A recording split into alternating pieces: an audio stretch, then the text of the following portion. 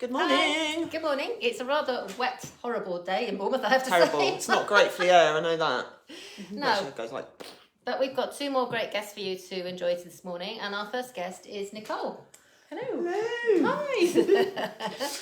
Hi guys. I know, isn't it? So, Nicole, I'm really fascinated about Nicole because she's a printmaker. Yes, that's right. Yeah.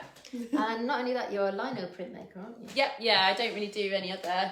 I keep meaning to sit because I've got an etching press, so I could do etchings and dry point and stuff. But I'm just so into the lino. Quite therapeutic, isn't it? It is. Yeah. I really like. Yeah. I just love it, and I love the material that I use. I use the like proper Hessian lino, so it's quite kind of eco-friendly. And it just feels really nice to carve. So how did you get Yeah, into I was it? going to say, how long have you, I mean, have you always done art? yes, I've always done art ever since I was like teeny tiny. But I got into Linocut, I don't know how, about 3 years ago. So it was in 2019. Is that 3 years? 4 years? Coming up I 4. can't remember. Oh. Yeah, I know. It all merges into one, doesn't it? Yeah, it's really merged into one. So I had started up my art sort of an Instagram art account and was just doing like the odd bits of drawing and stuff. After quite a time of not really doing anything, being a mum and like working flat out. And I was just, you know how you just go down the rabbit hole on Instagram, like by checking out other people's work, and then you're like this and this and exploring. And an image cropped up, and I was like, wow, that's really cool. What's that? And it was Linocut, and it just didn't look like, and because I obviously like doing art at school and uni, I tried Linocut before and hadn't really liked it because it was just really difficult to get a very good result. It was sort of really patchy and just not very good. And this was just like so crisp, and it looked like the quality of a drawing, but like really graphic. And I was like, oh my god, that's amazing. How have they done that? And so then that got me exploring other Linocut artists, what have we done, achieved with it. And I was like itching to try it again. so I like ordered some stuff in, and of course it was rubbish, the first one I did, and I was really like annoyed with it. And I was like, right, if they can get it to be good like that, then I really want to. So I just bought some really good quality tools and just like practiced. And but even when it wasn't like looking how I wanted it to look, I still really enjoyed the process. And I think like the stuff that I'd worked with at uni and things was like blunt tools and kind of maybe tough, because the lino that I use, it dries out and it goes really hard if it's not fresh and skids across the and you cut your fingers more than cut yourself, and it's just not a pleasant experience. That's the experience I'd had. And then suddenly working with all this stuff, and the beauty of Instagram is people like share their tips, and you can sort of see how people are doing it. And it was just really inspiring, and I just really enjoyed it, and it's just blossomed from there really. Oh, it's great. Just doing it all the time.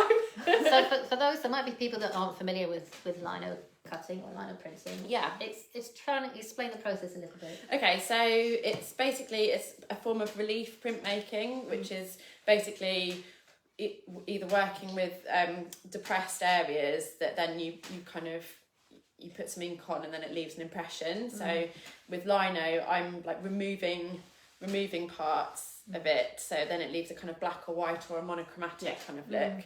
So all the areas that you carve away are the areas that don't print, so the white of the paper will show through, and then the areas that you leave You're working back to front, aren't you? So it's definitely back to front. It doesn't matter usually too much for the stuff I do, but if you're one of those artists that likes to have text in there, then you have to be really aware of that. Or like if you're doing a specific scene where it needs to be a certain way around, you have to think in reverse. Show us an example. Actually, that would be a good one, wouldn't it? They're in cellophanes actually, so it might reflect the light. I'll just put it up to the camera. Yeah, so this is like one of my favourite ones. It's lovely, isn't it? So it's... Shall I hold it? Yeah. What I'll do is I'll do that. It covers your face a bit, but I don't mean to. But this is one of her Nicole's examples. So that's a single colour one. Yeah, that's a single colour, and I've got beautiful, isn't it? I've got a couple that are reduction linos, which is Can I have a look, Mary? Yeah, sorry. That's another single colour one. So that's like monochromatic, just where it's like one. And I suppose the beauty of doing these is that you print them yourself. So that absolutely saves money as well for you, doesn't it? Yeah, definitely. And that's why I think it's quite a popular form of printmaking, because really you can just do it at your kitchen table. You don't really need much expensive gear if you don't want to, if you just want to, just making cards, whatever. This is very beautiful. I love the way you've put the, like, I don't know if you saw this, because if I put it closer, can you see how the the figures are part of the tree and not part of the tree. I quite like, in a lot of my work, I quite like there being, it looks like one thing from afar, and then as you get up closer, you notice lots of detail. Yeah, that's true with this one. I mean, I love the detail. Sorry.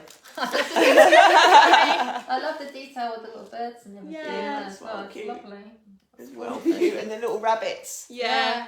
There's lots of like motherhood inspired ones. So, Sorry about this. There's like like another one. This is like a multicoloured lino. Yeah, it's 3 colours. So that's using the same piece of lino, and it's like a method called reduction, which means you sort of start with the palest colour first, and then you which is this kind of teal. Yeah. And then I printed the green next, and then the blue, the dark blue on top. So would you make separate linos for this? No, so It's you can. one. So there's like 2 different methods of getting colour on. One of them's multi-block, and that's where you have like 3. Each block is a separate colour block, and then this one is the same piece of lino. So you sort of carve away just the white areas on the first layer. So that would be like the lady's face and the baby. And then you print the teal, and then you carve away a bit more. The stuff that you want to keep that colour, you carve all that away. And how do you get the registration? So I've got like the backing of these prints is kind of like mount board stuff. Yeah, so it needs to be thinner than the piece of lino basically, and I get a bigger piece than I need of the paper, and then you've got these special things that you can buy, and they're called Burton's tabs. Right. Really weird long name. I don't know if it's the person that invented them. Yeah. But you kind of like attach them using masking tape or whatever to your piece of mount board, and then there's like little clips that clip onto the paper, and so you have to prep your paper with all of these little clips, and you make sure they're all lined up in the same place each time, and then you know that the paper's always going to go down in the same place. And I like to kind of take a scalpel and trace around my piece of lino, and then so it fits in a hole in the mount board, so then nothing can move, and it's all like fixed in. Yeah. So like the more effort you put into making sure it registers, the better it'll come out, and it's less stressful. It's like the registration on this is really good. And then of course with this one is key. Yeah. And then of course I guess with this one you did the darker over the final one. Yeah, the sort of the darker line pulls it all together. So I don't know if you can see that, but basically you can see how Nicole's printed the pale, and then the green. Yeah, then the green. And then the dark on top. Yeah, and then this is another one. So the registration is really, really precise. This is like just a 2-colour one. So I printed the coral first, and then the olive on top. So that's just a couple. Such a great method of creating art, isn't it? Yeah, I've always really loved lino lovely. printing. Yeah, and it's a beautiful way of doing it, isn't it? Yeah. Are there many people practicing lino prints at the moment? Is it a popular? Yeah, it seems to be. I think it grew like massively in popularity, because I'd started doing it obviously in 2019. Yeah. And then I noticed it really ramped up in popularity, and my Instagram just took off during lockdown because everyone was at home. Yeah.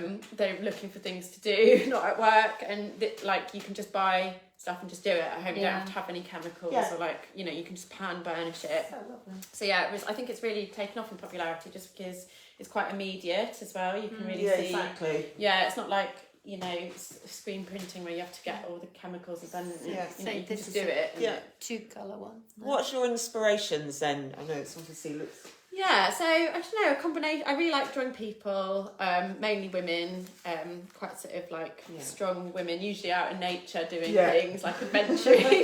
Mother Nature. Yeah, Mother Nature and like motherhood stuff, because I'm a mum of 3, so those little a mum of 3? Yeah. Oh, that's hard work. Yeah.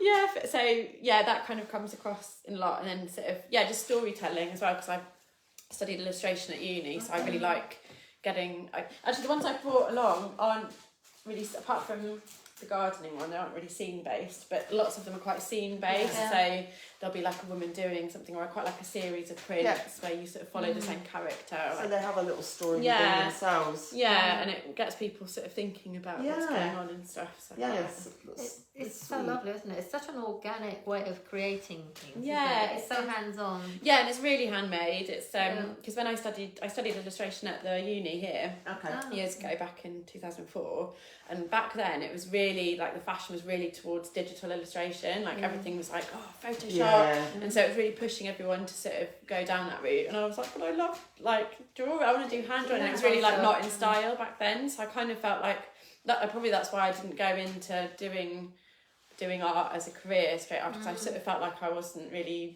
valid at the time.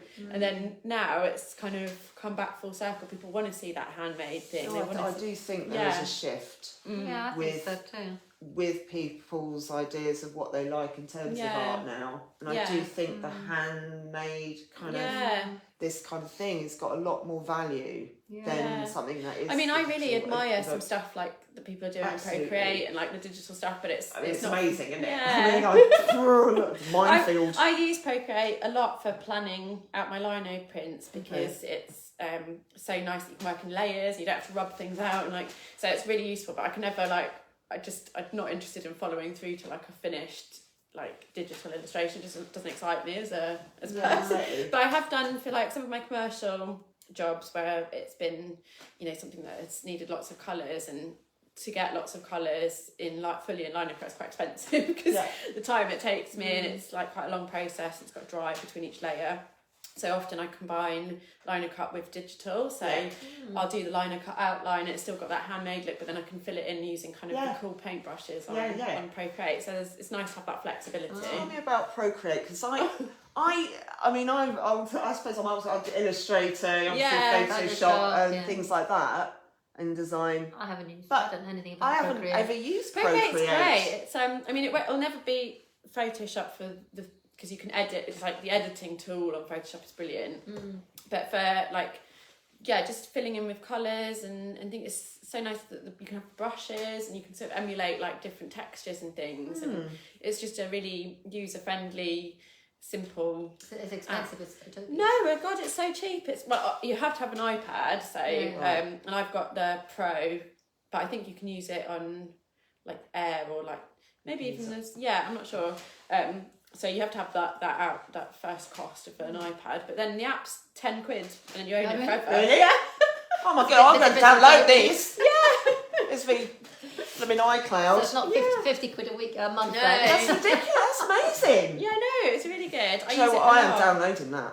I'm going to be using But like the it. benefit of Photoshop, I use both together because you can like remove backgrounds in Photoshop and like edit things and make repeat patterns and do loads of like, I mean, Photoshop's like, you know, you can do everything on there really. But Procreate for like a drawing app's really cool, and you can like do paint styles and things, and there's like chalk brushes, and you get really interesting. So it's I suppose it's like Illustrator. Yeah. But is it better than Illustrator? It's different. It depends. It's not vector based. So if you want to vector stuff, then Illustrator's the one. Yeah. But, it's kind of it's its own thing really. You can't really compare it to. It's a completely different thing. I think Photoshop Adobe when they realised that Procreate was a thing, I think they've come up with their own version that's sort of like similar, because it's neither Photoshop nor Illustrator. It's Fresco or something similar. Something like that. Yeah, something like that. Yeah. I haven't tried it. I'm just like I use my Photoshop and my Adobe for one thing, and then for that. Yeah. Wow, I'm going to try and download that because that sounds a really good program to use. And it's really useful like when you're planning out multicoloured prints, because you can work in layers and be like, okay, so that's this layer, and you can sort of isolate it and be like, that's what I need to carve for that, and it's really useful. That's an interesting one. So do you print them out then, or do you just use that as a basis? Do you use it like as a template? So you go onto Procreate and then create, so you know exactly what colour you have to carve, and you use it as a template and transfer it? I'm slightly more intuitive than that. There are some people who, with their Linocuts, they plan it out exactly on Procreate, and then they print it out and then they put it on, and then everything's done for them. Yeah. But I usually try and, if I've got like a character or something that needs to be exact, then I like to plan that out exactly, and then I usually put that on the lino, and then I kind of draw everything around it, like directly onto the lino, because I like to be quite kind of I don't really know until I start doing it how it's going to look. But obviously you do need to be more planning ahead with multicoloured ones. You just need to know. Because you know what you're doing, isn't it? So usually what I do is I do a kind of like black and white outline on Procreate, and then I kind of like paint in some colour and go, oh, that'll look nice there, and then so you use it as a basis to sort of go by. That's interesting. So you actually paint on the liner so you can get the idea of... Oh no, sorry, on the Procreate app I paint, it says paint, but it's with a pen. So it's sort of a combination of the two things. But with you do need to be a bit more planning ahead with. Because you're literally thinking back to front, aren't you? Because the darker colours get because you cut and in away a way, the actually, I don't know whether, I mean, obviously you have to put more planning into the multicolour print and doing the registration, but actually, in a way, it's kind of easier working with two colours because I love that first one particularly. It's beautiful, isn't it? I mean, it's just so simple, but the detail is beautiful. It's beautiful, isn't it? Shall I show that again? Just for but everyone with these ones, with a single colour, it's kind of quite difficult to plan. So obviously you've only got like the black and the white to work with, and so you'll be like, how do I get from, I want this to be this colour, but then how do I get from that? And so sometimes it's quite difficult getting your head around how to then like go from one thing to the next. When you've only got like two things to play with, whereas you can be a kind of a bit more free when there's different colours and tones that you can use. That would make it's sense, texture, actually. Isn't it? Yeah. That would make sense. Do you know what, the word that keeps coming up in my head when I look at all these things is harmony. It's very harmonious. All the you've got to balance everything out. I quite like, and I like how with Linocut you have to be really so with a drawing, like in the past, you can have little wafty lines disappearing off into nothing, just suggesting stuff and being quite kind of you know, like that. You don't have to be really decisive, whereas you really do with Linocut. You can't have something just disappearing off, it just won't work. So you have to be like, right, that's going to be like that. So sometimes when I'm working for a client or doing a commission job, I'll give them their thumbnail sketch that I've done on Procreate, which will be just pen lines. I'll be like, obviously it's not going to look exactly like this because this is a drawing, and then it'll become a Linocut, and often it changes. And I quite like that change. Like I'll draw out someone's face and their expression, sometimes just with a slight, if you slightly shave off a bit of their eyebrows on it, completely changes how I guess it was. I guess you should say that was meant to happen. So they can end up looking, you know, very much their own sort of thing, and I quite like that in a way. So like when people have commissioned me to do like a picture of them and their husband, I'm like, it's not gonna, I tend not to do portraits because they won't look they won't look exactly like how you do. So tell me, you get quite a lot of commission work. Yeah, I get some. What kind of clients do you attract, or who have you worked with? So I get a lot of sort of just personal commissions. I've got one I'm about to start work on that's for a woman's anniversary gift for her husband. So it's, you know, so that's going to be, and that's just going to be like just a one-off thing that I'll hang on the wall. And then I also get some brands or businesses. So I've just finished doing a big commissioned print for Hall and Woodhouse Brewery, which is going to, it was like a thing to do with the launch of Dorset Art Weeks and celebrating the brewery. Well, we had them on last week, didn't we? We did, Did you? Oh, lovely. Yeah, I'm taking everything. Are you in there? Yeah, I'm doing an exhibition with some other illustrators in a couple of weeks' time. We're just doing one weekend rather than the whole stretch because it's quite a lot. Fantastic. Yeah. Is that in Bridport? Yes, it's in Bridport. We've rented the WI Hall, which is a really lovely, bright space, so it should work really well. We've got some exhibition boards, and we did it last year, but in a different venue, and it was a bit dark. It was a sort of dark theatre, which didn't really work so well for art being exhibited. But it was still really fun. So and it's a nice selection of everyone's working in different mediums, so it's really nice. Oh wow, nice. Yeah, so that should be fun. So the brewery, is anybody else that you got anything lined up, or? I did so much commission work last year, and it seems to be a bit slower this year, which is kind of good in a way because it's given me time to work on all my own stuff. I've done stuff for British Council. I wrapped up over Christmas. I was doing a design for someone who makes luxury pyjamas. Luxury pyjamas. Yes, it's Love gonna it. Be, so it's going to be like block printed onto luxury pyjamas. It's kind of like Mexican inspired design. I wonder what company that is then. They're called De La Luna. I'm not sure if I think they're like currently in production, so they're not out there. Not out, no, not quite out yet. Hopefully. So you've got your own range of pyjamas then. But they won't say it to you, but they'll say that. Yeah. That's amazing. Yeah, so like a real wide variety. Yeah. I would like to get some more work on the go. Like maybe doing sort of book illustration would be really cool. Yeah. To do something like that. But obviously with like the Linocut technique, sometimes with commercial illustration they need things like turned around real quick. And it's not really that kind of work, is it? There's a lot of prep going on. Most of my commission stuff, it's when people have come to me wanting that lino look in particular. So I'm not sure how it would work really with sort of. That's interesting. You mentioned time. I was just going to say, could you give us an idea of how long some of the prints you brought in took you to do? It's hard to say actually, because I tend to sort of like, I don't do it in one big stint. I tend to kind of pick away at it over a few days. But actually, I'm quite quick now with carving, because I'm just, do it all the time. And so actually, the main bit is the planning out of how the design, thinking about the idea and sketching it. And so that's like, that takes the main bulk of work. And then once it's actually on the line, I'm just like getting it done. Really. So yeah, I suppose I've given, say, my latest one, the commission one, I've said to her, it'll probably be about 2 weeks from sort of sketching time to finishing time, which is like a single colour one. This is the brewery one? No, not the brewery one. Okay. That's like a smallish one. The brewery one, it was the biggest thing I've worked on. It's like an A1 size print. Yeah. Whoa. So that was like several days worth of carving. To do that, but it was really fun. I just put it on a podcast and I was just like, really? Yeah, for getting into Have you got your own podcast? No, It's just on there. Yeah, I just actually, was it on a podcast? No, it was an audiobook I was listening to. Sometimes a podcast, sometimes audiobooks. Yeah.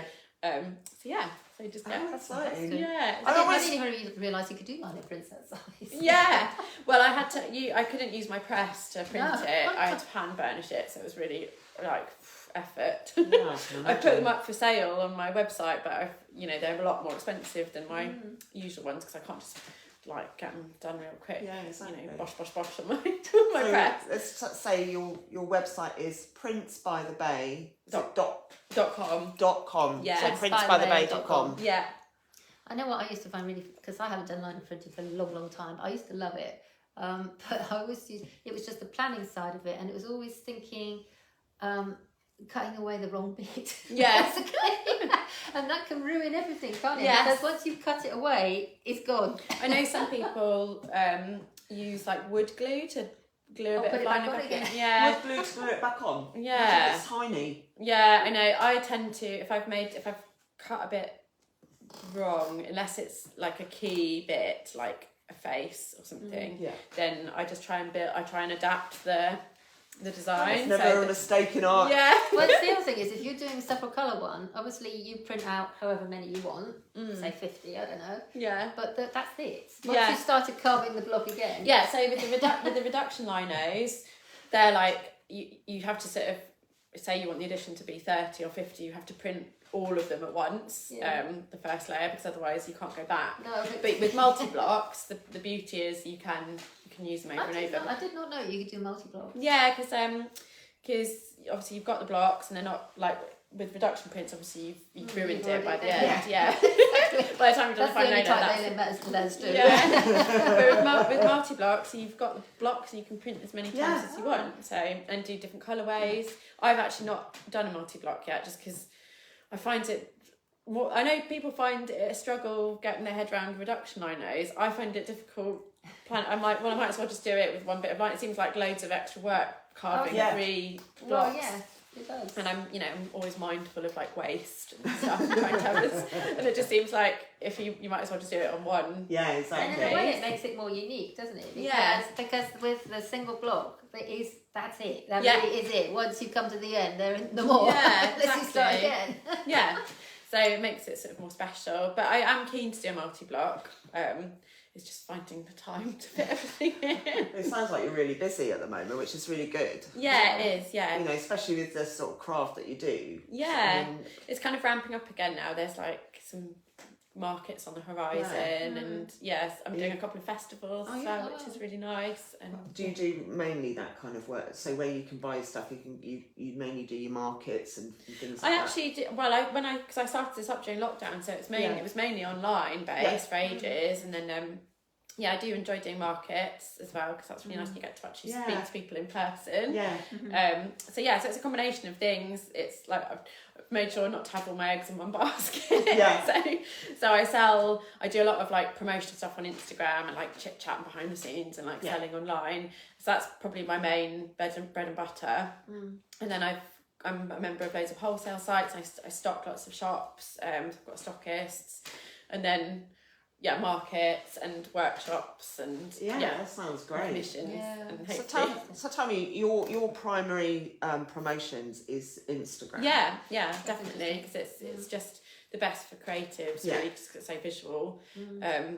It's just a really, really useful free marketing tool to have. And also I've made loads of friends from the communities, really supportive and helpful. There's some local, so people that live in Somerset, so not too just over the border, and we've become really good friends, and they're coming to my hen do, my wedding. Yeah, so it's really nice when we get together and we have a carving club. Oh, do you? The carving club. We get together with our things, and we it's just really, really nice, because it can be quite isolating being an artist working on your own all the time. So it's not just, you know, a marketing platform, it's kind of there as a supportive network, and you've got like a group of friends and people that understand what you're going through, and really supportive like fan base as well that are really into my work. I noticed that I have a lot of repeat buyers, which is really cool, because I'm sure they're going to run out of wall space at some point, unless they maybe like rotate like the prints that they have on the wall. So to give people an idea, how much do you sell your prints for on average? So typically, the ones you brought with us, for example, they might want to buy, you know. Yeah, no, there is some price lists on there. Oh God. I just need to check my phone, I think. I'll give you an idea. I think Nicole's work is beautiful. So it's stunning. This one's 60. And these ones are all limited edition. This one's 50 something, I think 52, because it's a bit more expensive because it's a reduction. This one's fairly cheap actually for reduction. It's 38, I think. And then this one's 40. Yeah, so around, like, my A4 prints that are single colour tend to be around 30 to 34. What sort of paper do you print on as well? So I use a mixture. So the bigger ones, this is on really lovely printmaking paper called Zirkel paper. I think it's German maybe. God, dropping things. And then this is on a Japanese paper. It's like a washi paper. It's really lovely and really lovely thin paper. So you vary the papers? Well, I've got like maybe 3 or 4 that I use regularly, and then this one is actually recycled paper, acid-free recycled, and it's made from coffee cups, which is amazing. And it prints so lovely. That's amazing. And so I tend to use that a lot, because I really like how it comes out and it prints nicely, and it's, you know, helping with the eco-conscious stuff. Absolutely. And actually this is quite fitting, this sort of style with the eco stuff as well. I could quite easily put one of those up on my wall. They're stunning, aren't they? They are beautiful. I think they're lovely. I love the themes actually. I love the way your style flows. You see things, it's sort of like within itself. I like to have a lot of like sort of different compositions that are a bit unusual.